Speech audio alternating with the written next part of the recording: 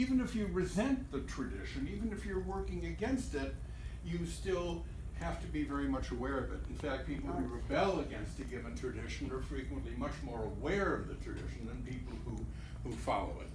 So, in general, there ought to be more historical understanding, and in particular, if you want to understand poetry, you have to understand where the poetry of your times came from. All right. When I was in college, I did a senior thesis on something I'd become fascinated with.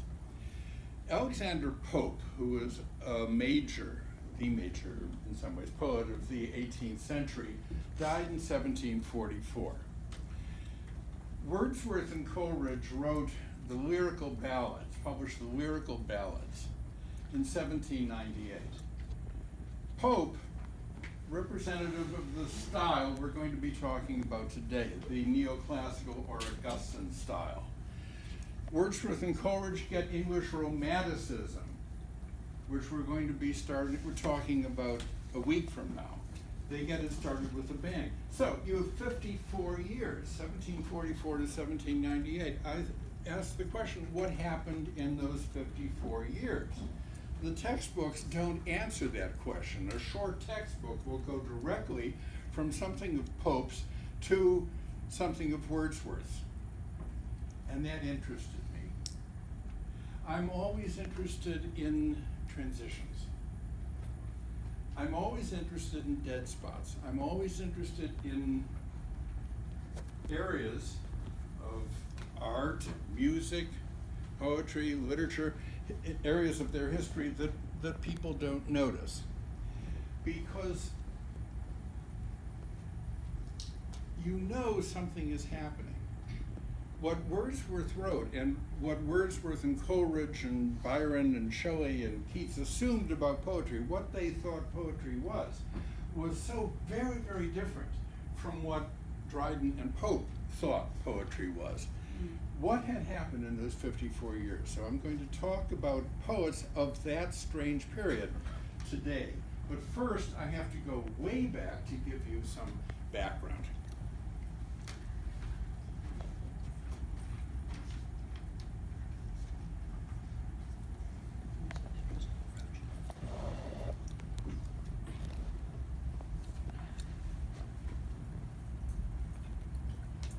Kings need money. Kings need money. Up until the 1600s, there was this assumption in England that the king already had a lot of money, he had a lot of land, and he should provide for himself. The problem was that kings and queens from Elizabeth on are not always, but very, very often at war. And wars cost money.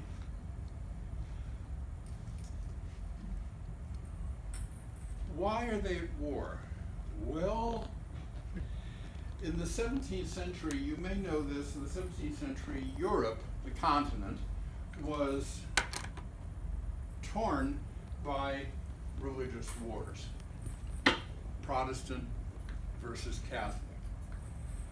Loosely. There were different types of Protestants against each other. The 30 Years' War from 1618 to 1648 killed probably somewhere near half the population of Germany. Wow. Yeah. I mean, if not in outright warfare, then in the plagues and utter horrible famines that followed it.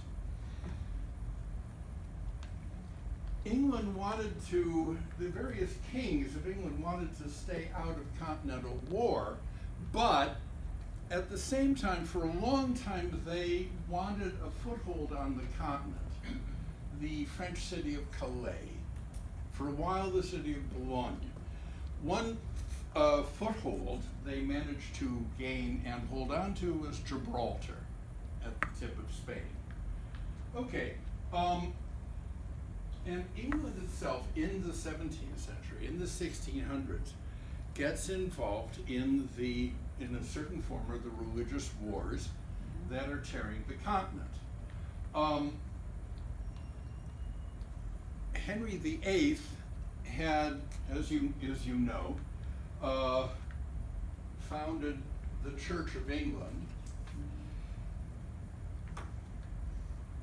and in Scotland, okay, people, this is something I found out recently. People very, very seldom referred to the Church of England, very seldom, and they never, until the middle 18th century, used the word Anglican. Oh. They talked about the bishops. You accept the bishops. You accept episcopal rule by bishops. In Scotland, the Kirk, the Church of Scotland, did not. The individual churches of Scotland and the overall church were ruled by presbyters, elders, and they would decide who the minister was going to be. So that transfers over here. We have Episcopalians and Presbyterians. And they get along famously here, and they intermarry here, and in England they were at each other's throats. And both were at the throats of the Catholics, because when Henry VIII said, okay, we're Protestant, we have our own church, I'm the head of it, did everybody agree? No. There were still lots of Catholics around. In one British possession especially, Ireland. So one war that is pretty much always taking place in the 1600s and 1700s is war with Ireland. And there are wars with Scotland. And there are wars with Spain throughout this time. Why? Well, Spain has built up this huge colonial empire in the Americas, and you have English pirates, some of whom are regarded as pirates, some of whom get knighted and die with big estates, like, Sir Walter Raleigh wound up in the Tower, but he was basically a pirate, who are robbing Spanish ships carrying gold from the New World. The British colonization effort in the New World doesn't really get started until, as you know, 1620. Okay, so you've got war against Spain, occasional war against the Irish. You have war in the 1600s against Holland, which is becoming a huge trading empire, and very much resents English restrictions on their trade. At one point, they went so far, the Dutch went so far as to send a fleet of ships up the Thames. This was in the 1660s, and quite an embarrassment to the English Navy. And you have war against France. And this leads to all sorts of changes of side and strange alliances with Spain against France, with France against Spain, with Austria against one or the other, etc., and therefore involvement in European politics. And as the 18th century progresses, England is forming a big overseas empire, and France has eyes on it. France wants to conquer the same territory, and finally in the 1760s they fought it out in India at a place called Pondicherry. French name. Didn't stay that way. Okay. All this needs money. All this requires money to hire and feed troops, to build a navy, to supply a navy, to supply bases. Okay. The king runs out of money. Who do you get money from? Parliament. But there's a problem, and this is something that people don't really understand.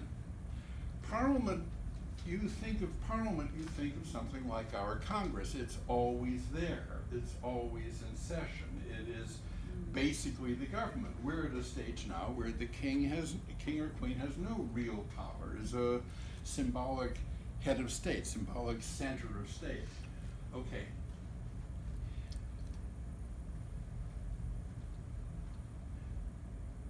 The Stuart kings tried to reign without calling Parliament, without summoning Parliament. James I, who succeeded Elizabeth, Charles I, his son, later in the century, and we'll come to what happened in between, Charles II, and then James II. These are the Stuarts. They try not to call Parliament. And it doesn't exist, it's not in power, it doesn't govern unless the king calls it. Why would he call it? To ask it for money.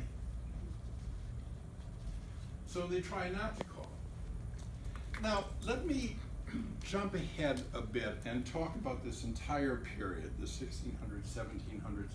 The thing to remember, what I'm going to describe to you is a society that will sound to you and which was hierarchical, authoritarian, cruel, full of horrible vindictive punishments and extreme inequality, and yet it was the most advanced society of its time, and everybody admired it. Think of Europe. What do you have over here? You have the Romanovs, the Tsars, consolidating their power in Russia. What do you have in Poland? You have in Poland and Lithuania, covering a whole swath down to what is now the Ukraine. You have something that's nominally a constitutional republic, but 1,000 princes each have a veto. Nothing can get done. To the left, you have Germany, which doesn't exist as a country. It is about 1,000 isolated states, separate states, each with its own ruler, each with its own customs. Italy is similarly not unified. It is very divided, and the major landowner in Italy is the Pope himself, who controls most of central Italy. You have Spain, an absolute monarchy. You have France, an absolute monarchy. And France is becoming more and more of an absolute monarchy, deliberately. Power is becoming more and more centralized. The French Revolution at the end of today's period breaks out because Louis XVI calls Parliament, and called in French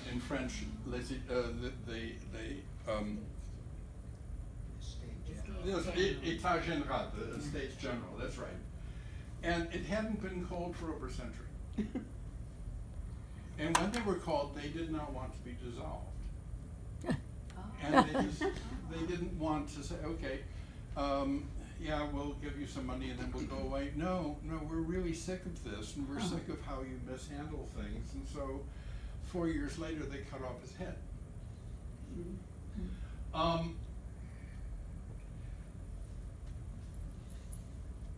In England, in the 1640s,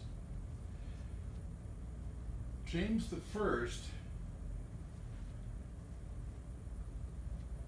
I was trying to become an absolute ruler. He wanted to be an absolute ruler like Louis XIV across the channel. But he needs money. So he calls Parliament, and they're reluctant to give him money. And you go through a period in English history known as the Interregnum.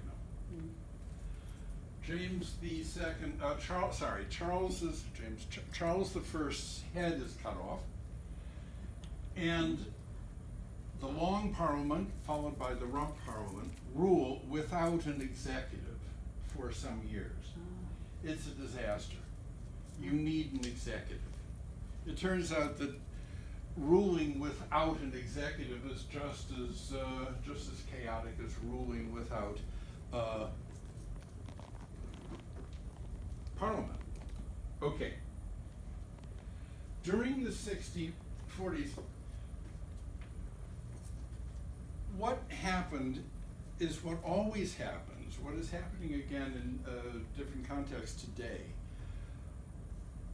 People think of what's going on in religious terms. They think of it as a religious war. The real motives are economic, and the question of who actually has power in the state. The religious side of it in England is very evidently linked to the side that we can summarize as class struggle. Catholics did not accept the Church of England, but so also did not large sections of the working classes and the peasantry. The new working classes in the cities were very attracted by other forms of religion which we have here. Baptism, Methodism, founded by John Wesley, and even more radical Protestant sects. And I say radical in both senses. They were radically Protestant. They believed in the individual right to interpret the gospel. They believed in the primacy of the gospel rather than any kind of church hierarchy. The inner light being your own ability to interpret what God is telling you through the gospel. And also, the Church of England was very definitely a church run by and for the upper classes.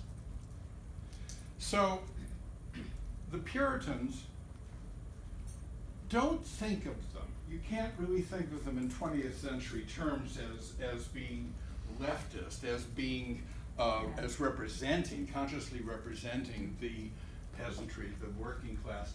It's much more complex than that. Cromwell himself was a wealthy member of the gentry. So were many supporters and financiers of the Puritan or parliamentary side. In any case, Cromwell dies in 1657. His son rules for a year, and everybody is sick of military rule. I mean, basically, at one point, Cromwell walked into the Parliament and he got rid of them. He said, you know, you're totally incompetent. You're not accomplishing anything. I and my army, the new model army, the Puritan army, will run things efficiently. They did not. So in 1660, Charles II comes back. And I'll talk a bit about Charles II, very briefly. He liked science. The year he came back to power, 1660, he founded something called the Royal Society.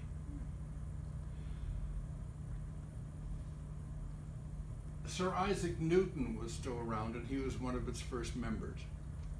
So was Richard Boyle, who discovered oxygen. So was Harvey. So were just about all the major scientists of the time.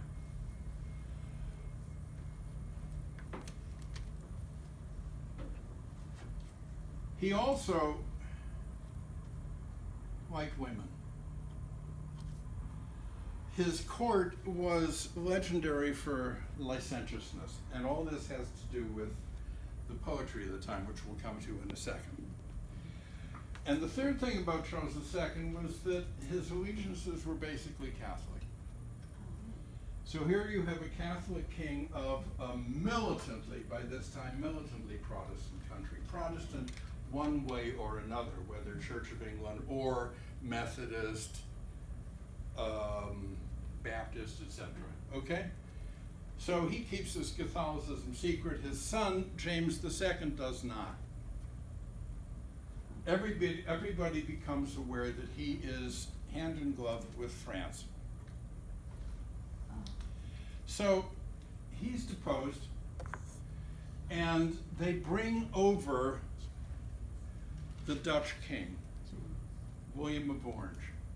And this is the period of William and Mary, because William is 100% down the line Protestant.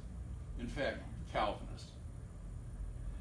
Okay, we've gotten up to, this is 1688, the so-called Glorious Revolution. And by the beginning of the 18th century, Parliament isn't something the king can call when he wants to, when he needs money. Parliament has to be called at least every 3 years. And by the end of the 18th century, it's the Parliament we know. It's always there, okay? And there's regular taxation, not just for particular wars. The king gets a kind of allowance. And the process of depriving the king of his actual power in the state has begun. While over the channel, l'état c'est moi. The king is everything. So everybody in Europe regards England throughout the 18th century as the most advanced, the most progressive society, both in terms of, nobody's using the word democracy, but liberty, and in terms of science, and in terms of scientific progress. All right. One more historical thing, and then we'll get to the reflection of these events in poetry. Agriculture. England is, at the beginning of the 18th century, it is primarily an agricultural country. From Shakespeare's time on, noblemen and upper gentry had been engaged in something that was called enclosure. Enclosure meant basically stealing land from peasants. Common land. Land that wasn't owned, land that belonged to a community, a farming community on which they grazed their animals. By one pretext or another, for almost 400 years, the upper classes took this land and built their own estates on it and forced farmers off. Okay, why? Because wool. Exporting wool was a big business. If you had a huge herd of sheep and it had a lot of grazing land, you could make a lot of money, but you need land. Some of it goes for your lawn and your mansion, and the rest of it is for sheep. Okay, in the course of the 18th century, you know this. A couple of things happened. One was development of machinery that could weave wool much more efficiently than the wives of peasant farmers sitting at their spinning wheels. Something else that happened was the medieval system of having isolated little narrow plots of land. People realized how irrational that was. It's better if you bring plots of land together. You can have economies of scale in farming. Also, the medieval system of having a fallow field, letting the soil rejuvenate itself just by lying fallow, that's inefficient. Use fertilizer. Fertilizer is being invented. And mixed crops on a particular area. Okay, So who can afford to put these improvements into effect? Only the wealthier farmers, the wealthier peasants. The others can't afford it. Their land gets bought up either by the wealthier farmers in an area or by the local landlord, the local gentry or nobleman. So, by the end of the 18th century, what do you have? You have a huge homeless population, a huge displaced population. And you have the only country in Europe by the end of the 18th century where there are no peasants. Somebody whose family has had a plot of land forever, and this is understood between him or her and the lord, the local lord. No peasants. They're freeborn farmers, comparatively few because they're more efficient than anybody else in Europe. And then you have these homeless people. Okay, well, you feel sorry for them right away, so do I. It's not their fault that they've been displaced. But according to English law, it is. If you don't have a domicile, if you don't have a place to live, you're a criminal. And you can be sent to the colonies, the new colonies like Australia, or the Americas as an indentured servant. Or you can be put in a workhouse, which was an institution that was really getting started in the 18th century, a place of forced labor and essentially a prison. Or you could be hung. But you can't hang or transport or imprison all of them. So what happens to them? Well, they get jobs in the new things called factories.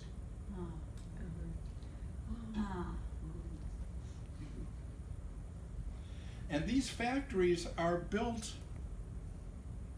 in places like Manchester and Leeds in the north, in the Midlands, near sources of coal, because they figured out how to use coal productively. And by the end of the century, they figured out how to use steam productively.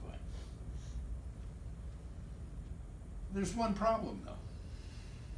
These places, which by the end of the 18th century have populations ranging into the hundreds of thousands, have no representation in Parliament. What? How is this possible? Isn't there a census? Well, yes, there's a census, but what does that have to do with anything?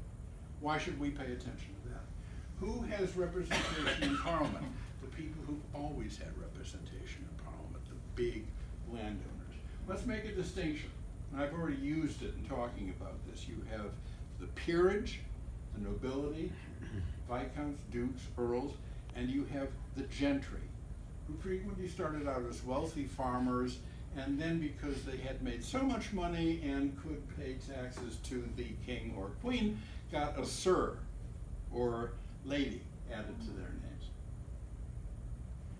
All right, now, I'm describing a situation of huge social and religious, among other things, dislocation. Where are the revolutionaries? Where is the left?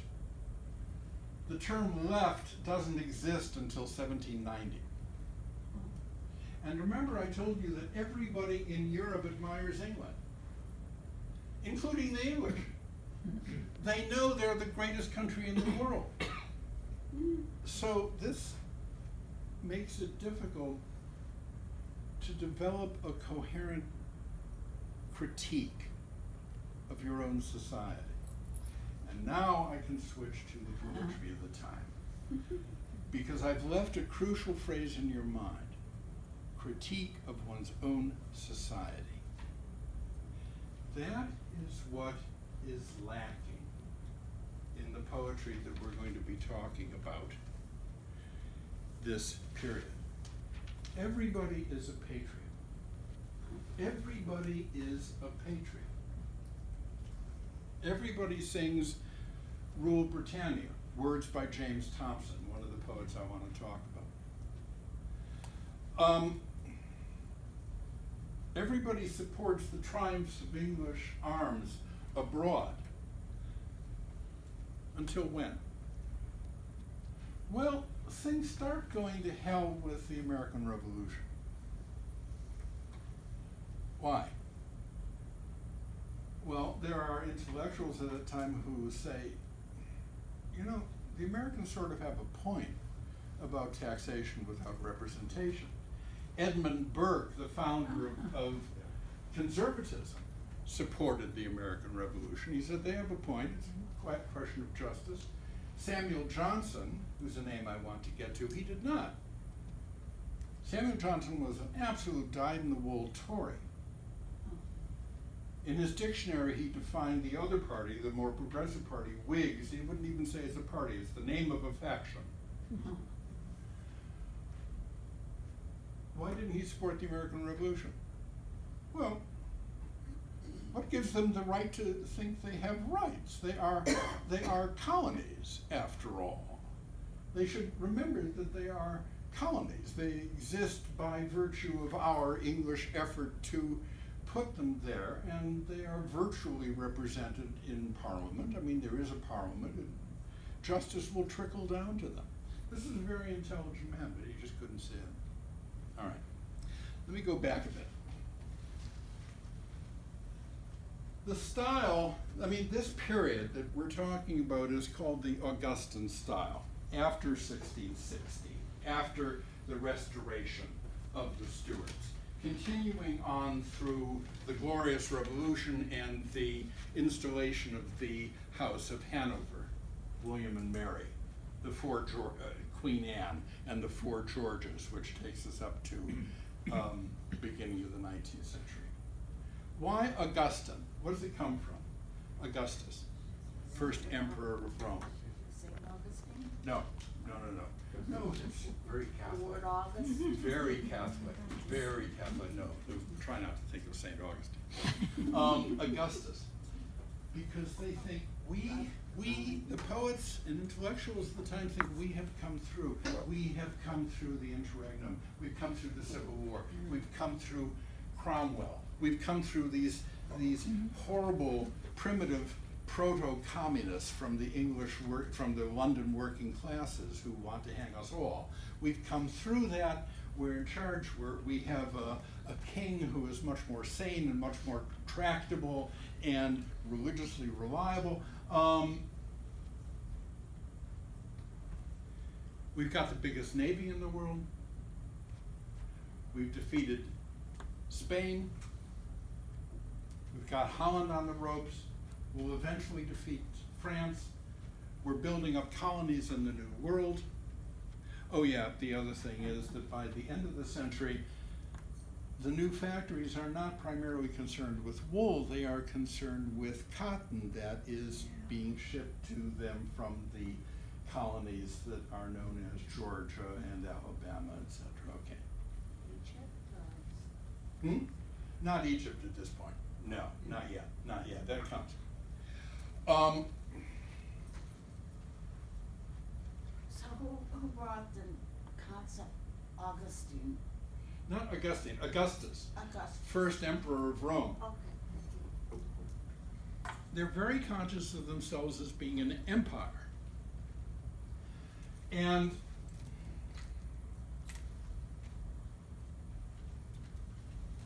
here's a weird fact. Shakespeare died in 1616. He wrote his last play, 1611. Then he retires to be a minor country gentleman. Okay, by the end of the 17th century, John Dryden, 1631, 1700, has to rewrite a Shakespeare play. He has to rewrite it. The play was Antony and Cleopatra. In Dryden's hand, it became something called All for Love. Notice the difference in the two titles. Notice the difference. Notice All for Love sounds like a modern title, doesn't it? It sounds almost like a play you might go see. By the end of the century, people didn't really understand Shakespeare's language. We understand Shakespeare's language a lot better than intellectuals, writers at the end of the 17th century did. What happened? Well, one thing that happened I've already mentioned. It was the foundation of the Royal Society. It was the enormous respect that people had for the new science.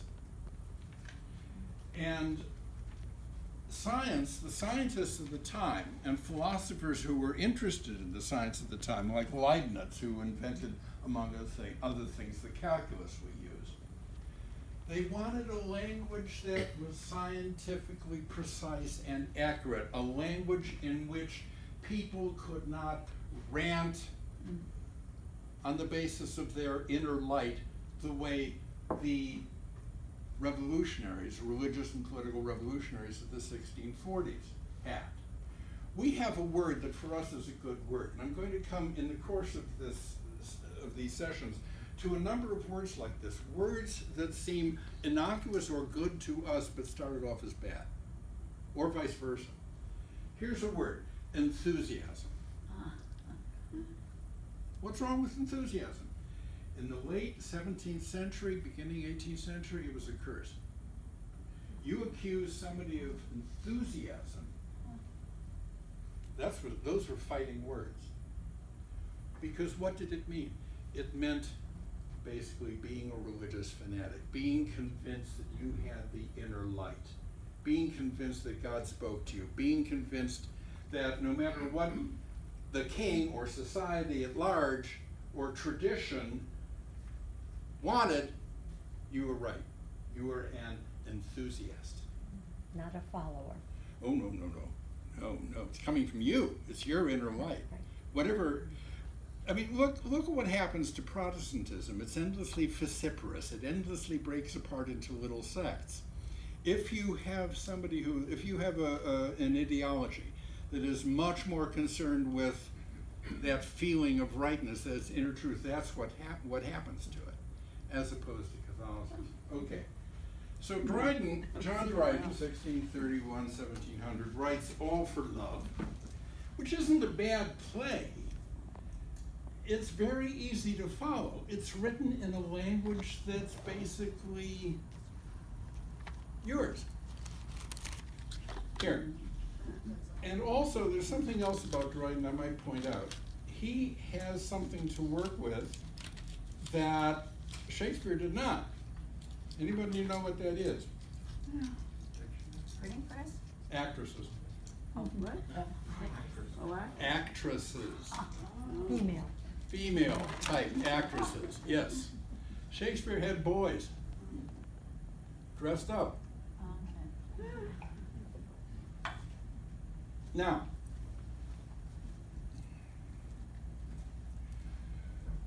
one of his plays was called King Arthur. And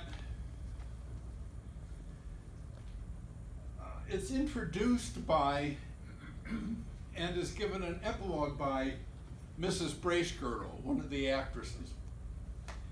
So after King Arthur, she comes out and talks to the audience. And this is a poem of Dryden's. He wrote it for this actress. It ends the play of his. And pay attention to it because it's very revealing about social attitudes of the times. A cit is an inhabitant of the city of London. He might have a lot of money. So what? He doesn't have salad after his name. He's not an aristocrat. He's not landed gentry. He makes his money in trade or in finance. He's therefore lower. Huh? Yeah. Than the people who count. One thing about the people who count, the people at the very top, if you're an author, all the way through the 17th, 18th, into the 19th century, if you're an author, you are continually looking for patrons. This changes in the course of the of the century, but that's something we'll come to in a moment. Here's the epilogue to King Arthur spoken by Mrs. Bracegirdle. Gives you a very interesting insight into social and sexual attitudes. I've had today a dozen billets doux from fops and wits and cits and Bow Street beaux, some from Whitehall and from the Temple Moor. A Covent Garden porter brought me 4. I have not yet read all, but without feigning, we maids can make shrewd guesses of your meaning. What if, to show your styles, I read them here? Methinks I hear one cry, "Oh Lord, forbear! No, madam, no, by heaven, that's too severe." Well then, be safe. But swear henceforward to renounce all writing, and take this solemn oath of my inditing, as you love ease and hate campaigns and fighting. Yet, faith, 'tis just to make some few examples. What if I showed you 1 or 2 for samples? Stage direction pulls one out. Here's one desires my ladyship to meet at the kind couch above in Bridges Street. Oh, sharping knave, that would have you know what, for a poor sneaking treat of chocolate. Pulls out another. Now, in the name of luck, I'll break this open, because I dreamt last night I had a token. The superscription is exceeding pretty, to the desire of all the town and city. Now, gallants, you must know this precious fop is foreman of a haberdasher's shop. One who devoutly cheats, demure in carriage, and courts me to the holy bands of marriage, but with a civil innuendo too. My overplus of love shall be for you. Overplus is surplus, my profit. Madam, I swear your looks are so divine, when I set up, your face shall be my sign. Though times are hard to show how I adore you, here's my whole heart and half a guinea for you. But have a care of beaux, they're false, my honey, and which is worse, have not one rag of money. See how maliciously the rogue would wrong ye, but I know better things of some among ye. My wisest way will be to keep the stage, and trust to the good nature of the age. And he that likes the music and the play shall be my favorite gallant today. That's right. Reveals a lot. Do you think the women in the audience understood it? Well,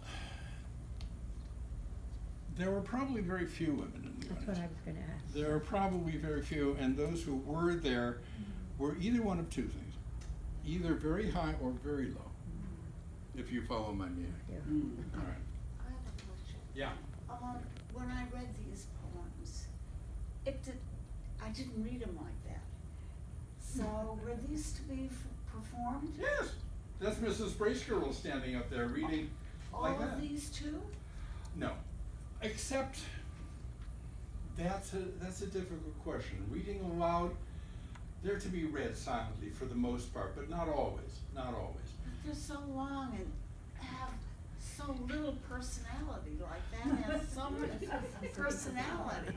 Remember a moment ago we were talking about how Britain saw itself as the new Rome. Yes. Okay.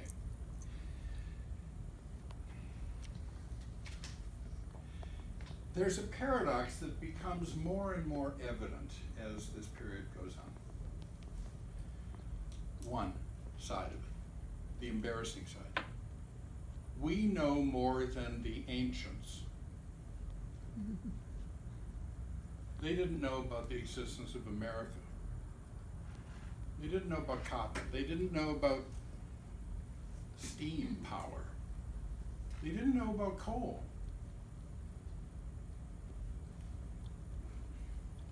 And also, what does ancient mean? Older.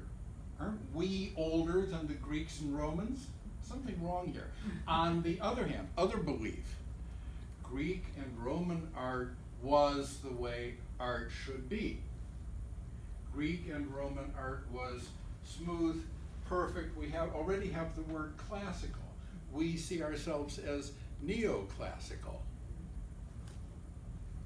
So here's this paradox.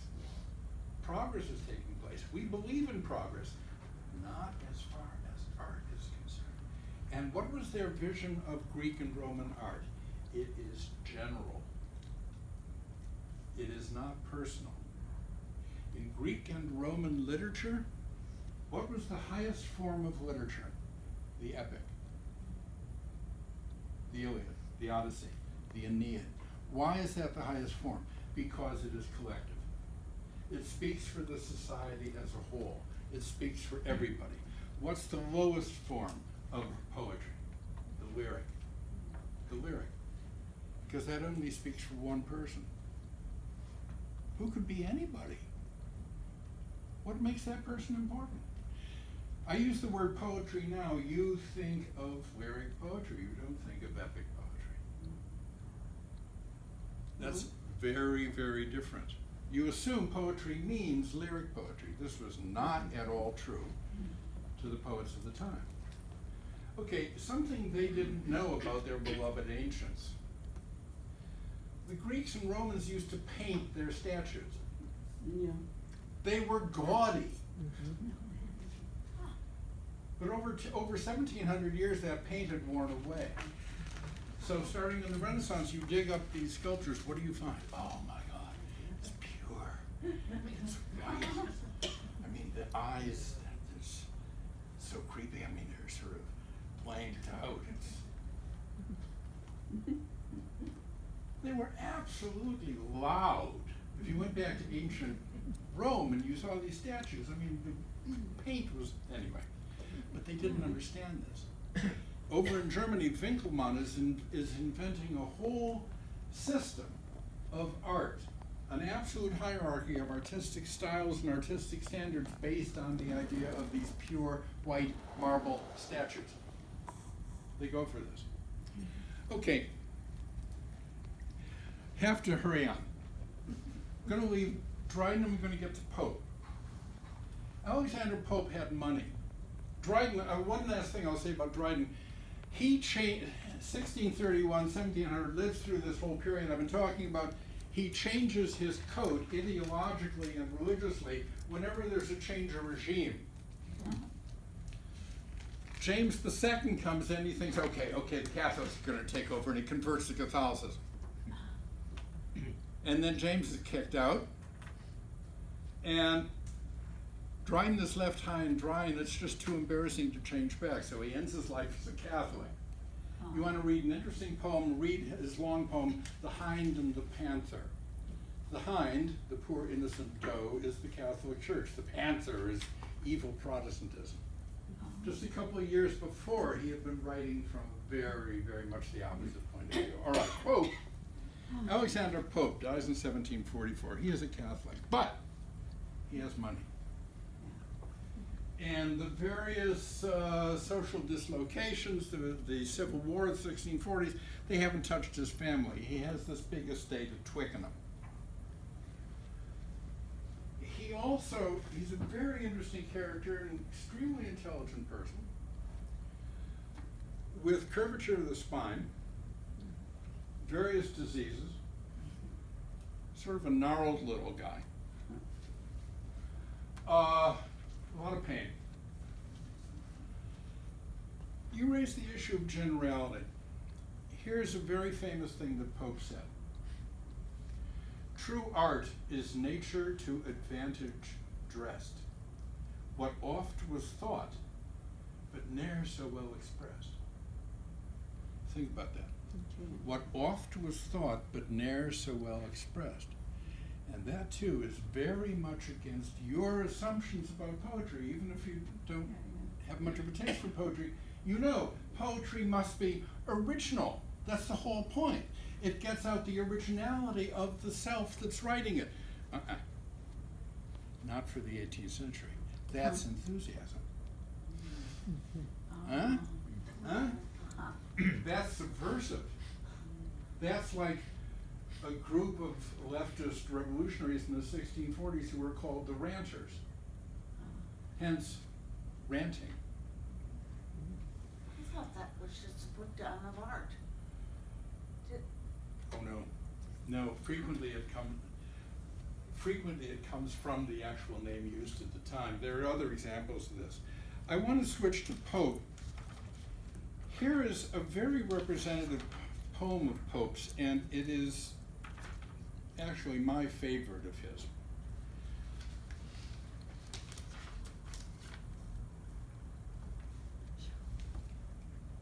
Epistle, letter. Like the Romans, like Horace, half of his poems are epistles, letters to other Roman writers, intellectuals, not statesmen. Okay, fourth epistle to Richard Boyle. What is he talking about here? Pope is talking about a nobleman designing his estate.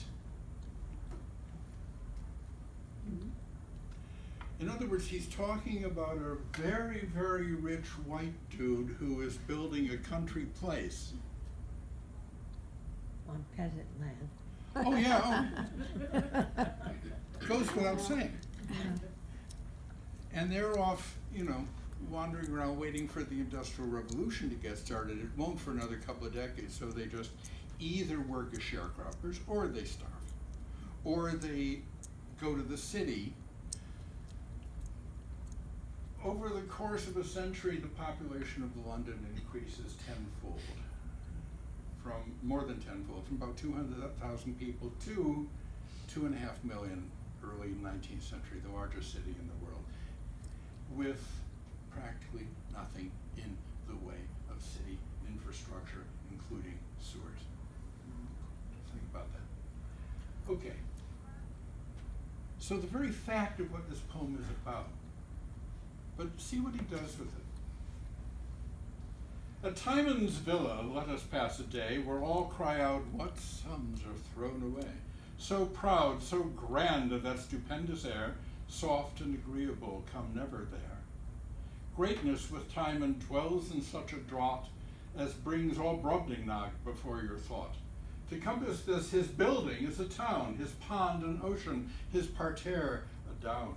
Who but must laugh, the master, when he sees a puny insect shivering at a breeze. Lo, what huge heaps of littleness around, the whole a labored quarry above ground. 2 cupids squirt before, a lake behind improves the keenness of the northern wind. His garden next your admiration call, on every side you look, behold the wall. No pleasing intricacies intervene, no artful wildness to perplex the scene. Grove nods at grove, each alley has a brother, and half the platform just reflects the other. The suffering eye inverted nature sees, trees cut to statues, statues thick as trees, with here a fountain never to be played, and there a summer house that knows no shade. Here Amphitrite sails through myrtle bowers, there gladiators fight or die in flowers. Unwatered see the drooping seahorse mourn, and swallows rest in Nilus' dusty urn. His study, with what authors is it stored? In books, not authors curious as my lord, etc. Okay, now, how it, notice, he winds up saying some pertinent things about taste. Yeah. Just describing something. Sure. And he manages in this nasty, Yeah. but very, very cool, utterly controlled way to give you a picture of the vanity of this man. So, it's funny what happens to the modern reader. You would never be involved in discussing how best to design a 300 acre estate. But you can identify with the values involved because they do overlap with yours. Now here comes my favorite passage in Pope. Yet hence the poor are clothed, the hungry fed, health to himself and to his infants bread the laborer bears. What his hard heart denies, his charitable vanity supplies. Another age shall see the golden ear embrown the slope and nod on the parterre. Deep harvests bury all his pride has planned, and laughing Ceres reassume the land. Another question. Yeah. He wrote that to Boyle, correct? Hmm? You said he wrote that Yes. to Boyle. Oh, Okay, okay. because there's no communication, no phone, none of that stuff. Nothing. So is that? Only letters. So is that the way like minds convey their thoughts? Totally. Unless they were living close enough together to talk, to form clubs. Yeah. We laugh at the English gentleman with a club. That's- How do you entertain yourself? Think no movies, no radio, no television. There are books, there are letters, and there's the spinet in the drawing room, and there is conversation. Boy, I did not time this well enough. Pope dies 1744. And we enter that period that, yes, I want to point out that all of this is rhymed. oh yes. That's- Not only is it It's rhymed, rhymed it's in in a- rhymed couplets. Okay. Rhymed couplets, A, B, B, C, C, D, D, okay. This is the prevailing form. Of poetry. Yes. So Pepys would have written a different kind of letter. Keats is later, much later. Pepys. Oh, yes, yes. He would be a letter writer, this Yes. guy's a poet. And a diarist. Oh, yeah, but, I mean, he's a poet, this That's is right. poetry, okay. Rhymed couplet is the prevailing form. Think, balance, right there. A balanced thought, another balanced thought, another balanced thought, another balanced thought. What you see is what you get. Are there many similes and metaphors in that? No. Okay. I didn't see it In the here. for a certain purpose, directed towards satire, directed towards pointing up the character of what you are either praising or attacking.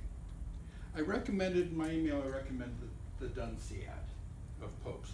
Look, the modern press, both modern publishing and the modern newspaper and the modern magazine are getting started at this time.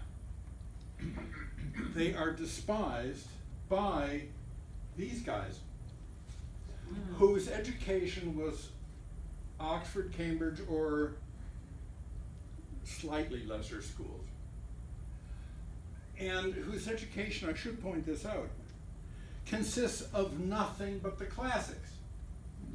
Science is not taught. Maybe in academies of naval engineering, mathematics gets taught. You need that to design ships and to command them.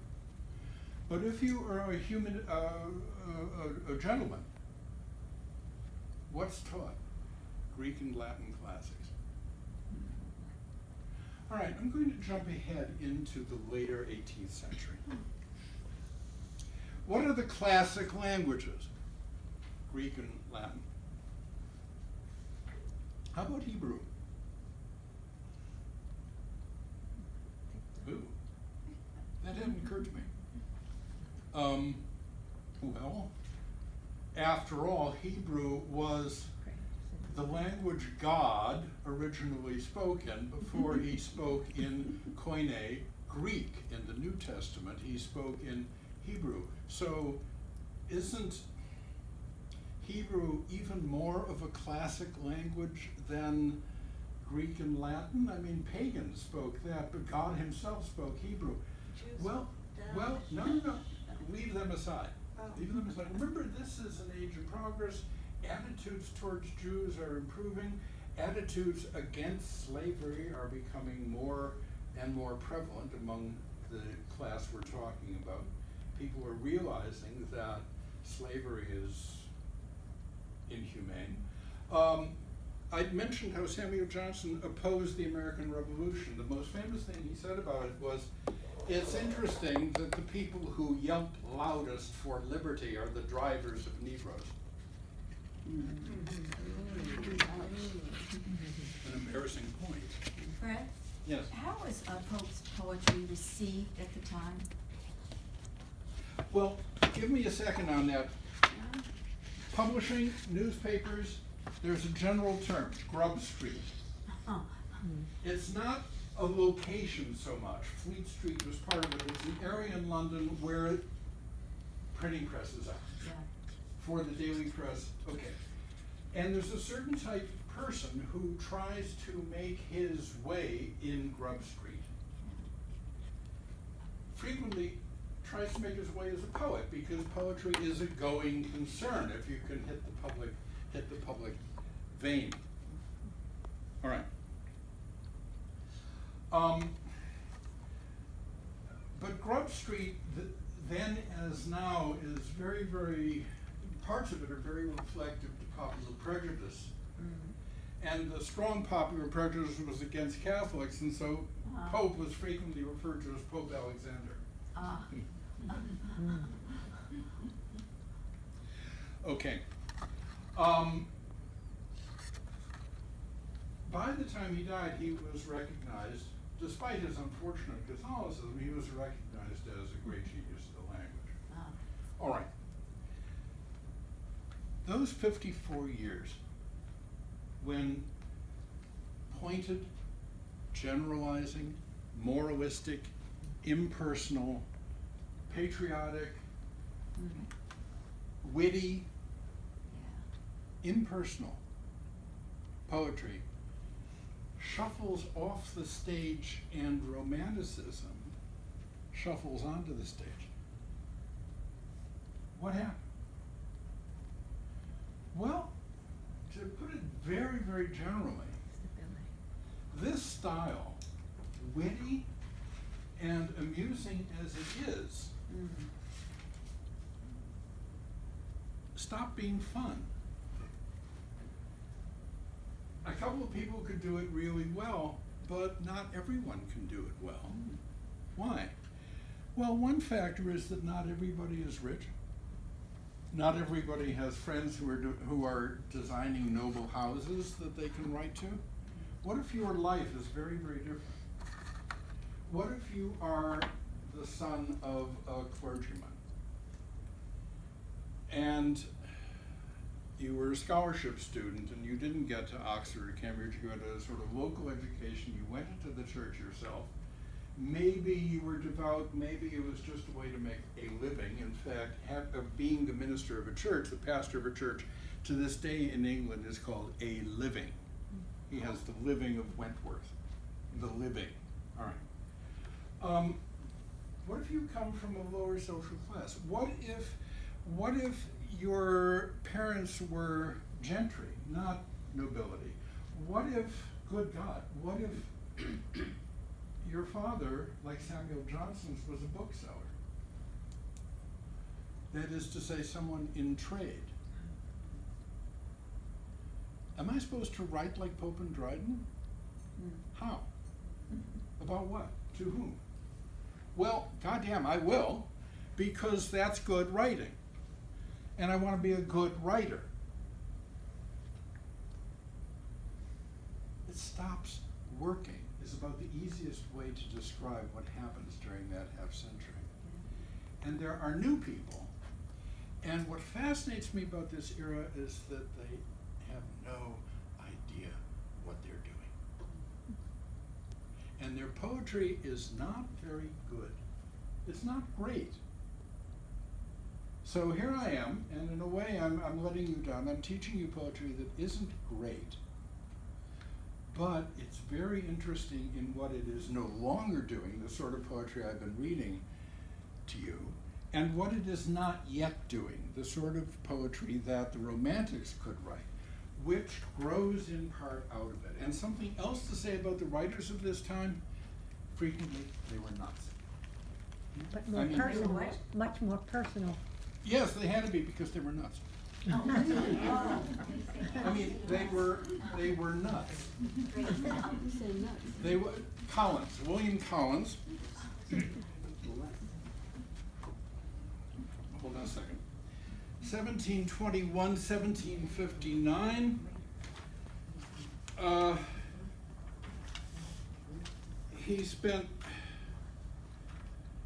He was committed to an institution in 1754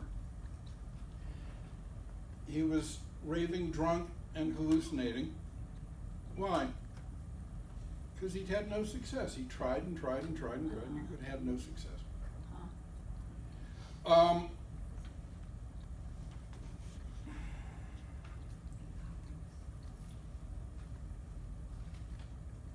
Edward Young, 1683-1765, continually tries for patronage, always taps the wrong person, somebody who is about to go bankrupt on some speculative bubbler. He becomes a clergyman, rector of Welwyn, and he wrote a number of poems, but one big poem, one book-length poem that he's famous for, called Night Thoughts. And it is a masterpiece of what we would call depression. It is fascinating reading. Tell me his name again. Young, Edward, wait. Edward? No, it's not Edward, you're saying. Edward Young. Edward? Yes. Okay, good. Edward Young. Yeah, Edward Young. Christopher Smart, 1722-1771, winds up in Bedlam. Oh, yeah. And Bedlam was short for Bethlehem Institution, Bethlehem Mental Institution. He was, dare I say it, an enthusiast. He was a big, tall, lanky guy with long arms, and he would flop down in a square, busy square in London, and grab as many passers-by as he could and urge them to kneel with him and praise our Lord. So of course he had to be put away. Now I'm going to read you a little bit of, there's a couple of other nuts. Then there was William Cowper, 1731, C-O-W-P-E-R, 1731 to 1800. And Cowper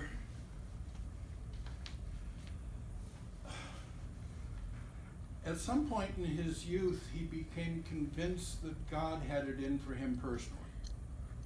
He was damned. Personally damned.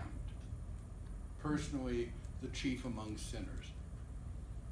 And as the Calvinist current, you didn't really have to have proof of this. It was just a feeling. It was the downside of the inner light. So he spent time in an institution, and then the poor guy was taken up by a fellow named Newton, who was a fundamentalist minister, under whose tutelage he wrote the only things he remains famous for, the only hymns. Some of you may have sung them in church. God works in a mysterious way, his wonders to perform, he plants, etc. That's Cowper. But he was lucky enough to live retired and be taken care of by a devoted woman. And I want, if I have time, I have another, 18 minutes, I think. Right, 11:15? When does this class end? 11:15. 11:15? All right, if you don't mind, I want to make this point clear. I'll try and be a bit more organized next time, but it may cut in on your question time. But I'll do this as quickly as possible. Where did I put the phone? Collins will forget about. Collins, among his other poems, and I'm not going to read it, wrote a poem called Ode on the Popular Superstitions of the Scottish Highlands, considered as a subject of poetry. Right. What? Yeah, why not? Yeah. Notice the title, considered as a subject of poetry. Like, this is tentative, this is a kind of experiment, I'm just setting this forward. It's a wonderful poem. It's a wonderful poem. He draws on the Kelpie, the Selkie, all these strange mythical figures of the Scottish Highlands, and he makes their stories about them into narrative. Never finished it. It was found posthumously among his papers. But this is a new direction. Away from cosmopolitan sophistication. James Thomson, who was a very balanced type, not at all nuts, but he died relatively young, 1700 to 1748. Wrote a big, long, book-length poem called The Seasons. And this was a Europe-wide bestseller. Some of you who know classical music may know a big, long cantata of Haydn's called The Seasons, Die Jahreszeiten. That's based directly on Thomson's Seasons. Young, The Night Thoughts, was also a massively influential poem outside of England. It's translated very quickly into German. Goethe likes it. So do a lot of younger people. And it had a lot to do with the development of the specifically German form of Romanticism, which I will talk about briefly at the end next time. Because German Romanticism is very different from English. More doer. Hmm? More doer. Not necessarily. Not necessarily. It's more overtly philosophical. Okay. But I'm going to have to leave Thompson aside because he doesn't prove my point as clearly as You're gonna read one of the ones we read for class? No, I left those for you. Yeah, Wait, but wait. we don't know how to read them, or how, or really. Oh, I I don't share my understand voice. that. That's Are there handouts? There But in were your mind, when emails. you're reading something on paper. This is the first time. All right. Here is a passage from Night Thoughts. Oh, well, oh, good. Procrastination is the thief of time. Year after year it steals till all are fled, and to the mercies of a moment leaves the vast concerns of an eternal scene. If not so frequent, would not this be strange? That 'tis so frequent, that is stranger still. Of man's miraculous mistakes this bears the palm, that all men are about to live, forever on the brink of being born. All pay themselves the compliment to think they one day shall not dribble. And their pride on this reversion takes up ready praise, at least their own.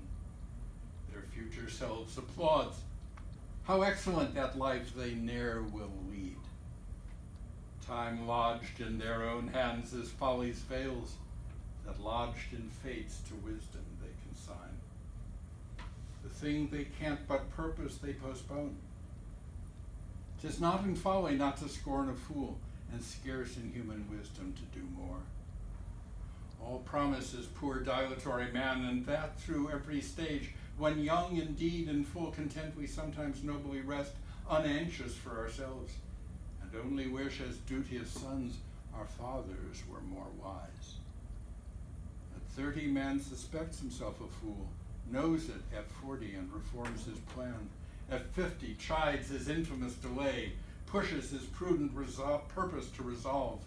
In all the magnanimity of thought resolves and re-resolves, and dies the same. Oh. Ooh. Fred, wasn't that first line procrastination is a thief of time said? Isn't that a famous quote from somewhere else? He invented it. He did? Yeah. Oh, It appears there first. wow. Yes. And Cooper, whom I've mentioned, is full of phrases you just thought were from the language itself, but he invented them. Okay. Now, let me point out something about what you just heard. It's not in rhymed couplets. No. Oh, okay. It's in blank verse. But it has a rhythm. Yeah. The rhythm is the same, iambic pentameter, da da da da da da da da da, but it's not end rhymed. Now, here's another paradox. Greeks and Romans didn't rhyme. Could care less about rhyme. Rhyme shows up with the kind of Latin that was spoken by medieval Catholics, church Latin, rhymes. They make all sorts of poems and songs that rhyme, but not classical Latin. Okay, big poem in blank verse, famous great poem in blank verse, ring a bell, anyone? Paradise Lost? Oh. John Milton? John Milton, whose day job was Cromwell's Latin secretary in the 1640s, who, as somebody who had voted for the decapitation of Charles I, should have himself been hung. But in those days, Brits were civilized. You don't cut off the head of your greatest poet. So Milton survives, and Milton dies in 1674, quite disillusioned with everything that's happening. And he remains as a kind of guilty conscience. Here he was, politically, he was very much on the wrong side. But God, he was great.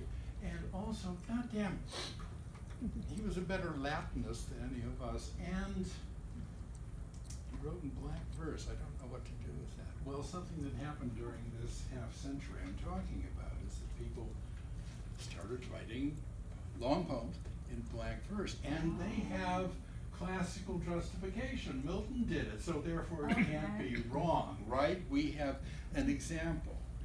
In order to do something revolutionary in the 18th century, you have to say, oh, this isn't revolutionary, this is backward looking, this is arch conservative, what I'm doing.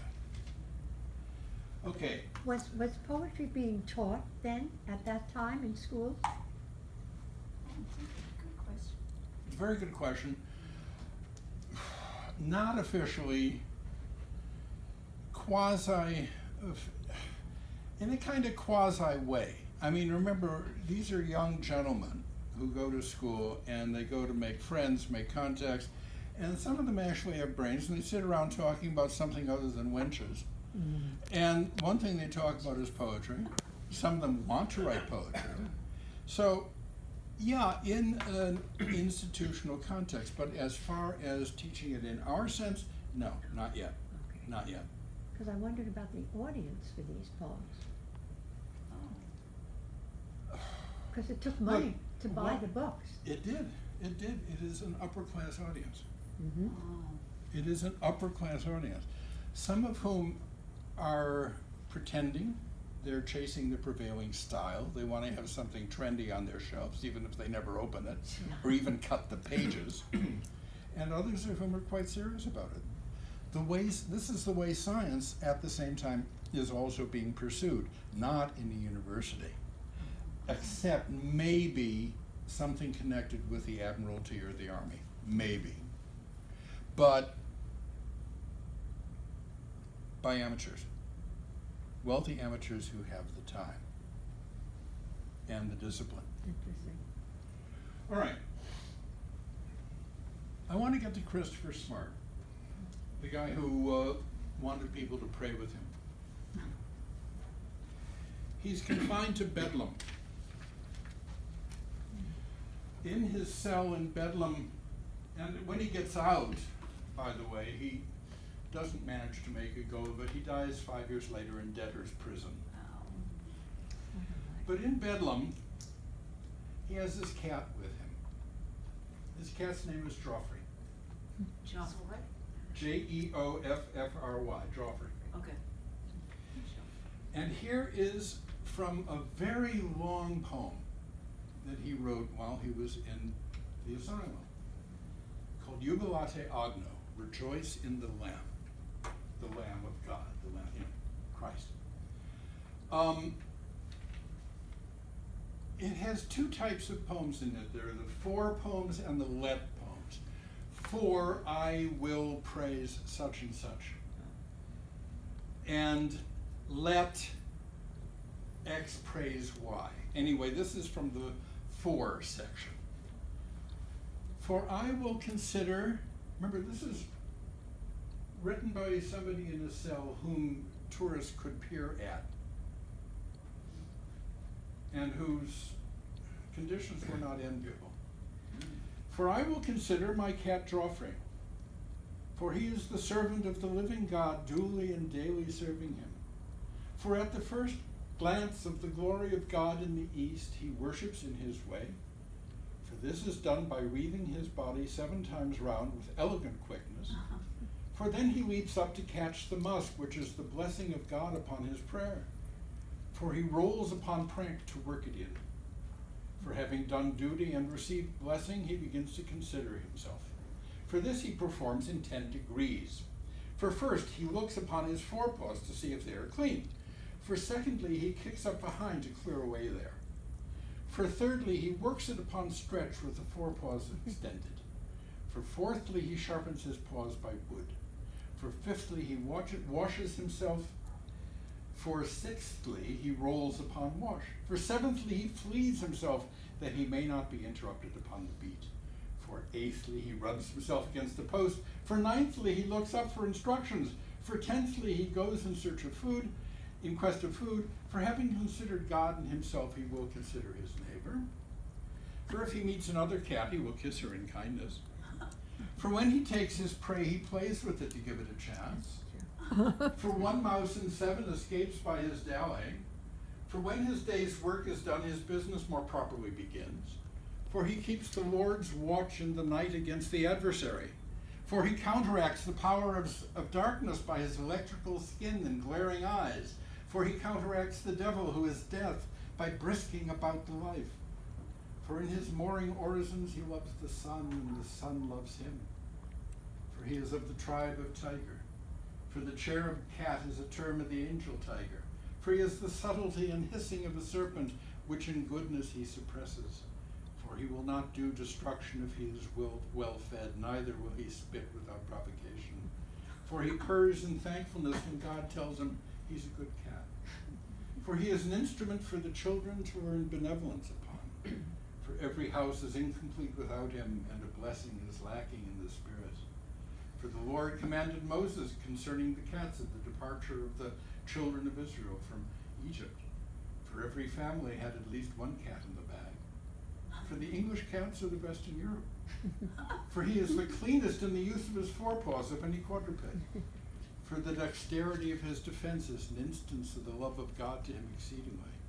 For he is the quickest to his mark of any creature, etc. It goes Very on a funny. long time. It's absolutely lovely. The title, please. Well, the title of the book is Jubilate Agno, and the praise of Joffrey is Tell us. stuck in amidst the others. In fact, it begins at the end of one section.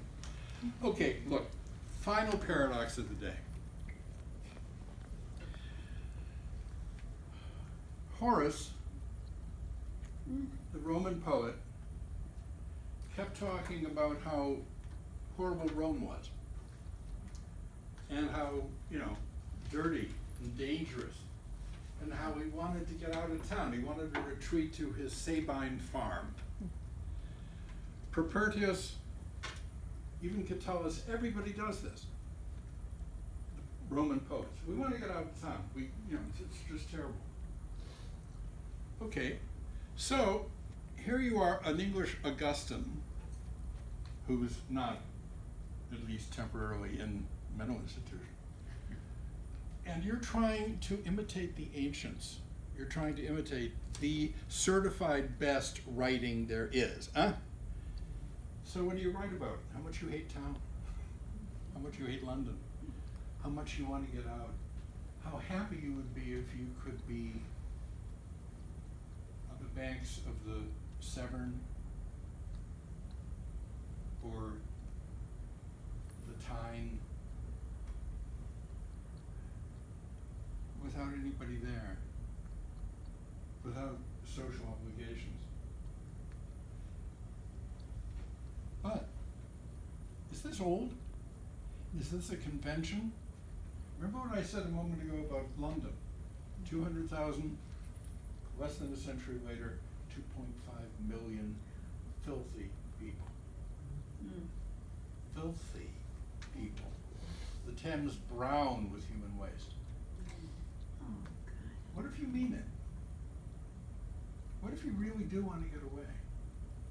What if you really want to get away? What if you really want to get away from everything else I've described in this period? From them. From the necessity of begging to aristocrats who are stupider and more vulgar and more ignorant than you, and who, if they don't have the power of life and death, they have the power to make your career without even thinking about it. What if you want to get away from them? What if you want something different? There are many, many poems which again in this peculiarly both backward and forward-looking way talk about an alternative. And this is where we'll pick up next time with Romanticism. Because with the Romantics, that idea of nature is a great alternative. Nature that is not civilization, that is not hierarchy, that is not the king and the nobility, nature that is not oppression, becomes all important. Instead of being a literary convention, it becomes an emotional need, an emotional reality. And the definition of poetry changes thereby. Okay, I'm sorry I didn't leave room. I'm very sorry I didn't leave room for questions, but there, as you see, there was so much to cover this. Oh, it's wonderful. Yeah. Would you be willing to give her that cat phone? Oh,